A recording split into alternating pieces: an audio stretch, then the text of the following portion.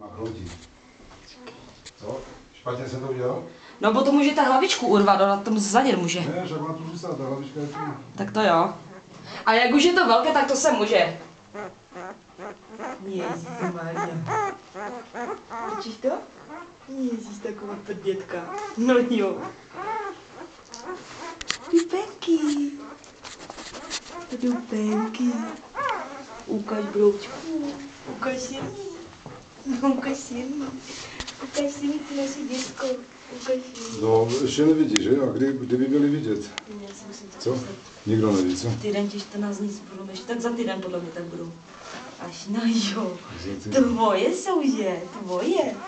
No jo, zadní nožičky, ještě máme těžké dubky. No jo. Kasi. No ty jste, no jo, ježišmarja, vy jste bečníci, maminko jsou vás stará. Šikulky, šikulky jste. No jo, hned si vás dáme na internet. Všechny tři. Musíme se ukázat, co to Badianek udělal za krasavce. Všichni se mu smějou, že má nekvalitní semínko, že splodil jenom 2. Tak to asi není o tom, možná, že to já nevím, tak. Tak ona je taková drobonka, já si myslím, že jí to tělo se tak přizpůsobuje tomu, že? Prdolku, no. No jasně. No tady máte maminku, no jo. Maminečku. A to ještě se nepozná, co to je? Ukaž se, prdolku. Ukaž se. Rozštěvuje. No už máme krásnou, už nemáme žádného prdolku. Už nemáme žádnou pupeční šírenku.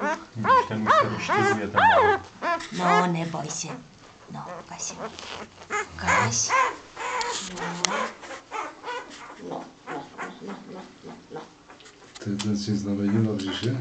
No, to je ten zavrt, to tady ukážu. Tady máme takovou dubenku, takovou znamínko. Ježišmarja, to bude určitě frnička. To bude určitě frnička taková ukecana.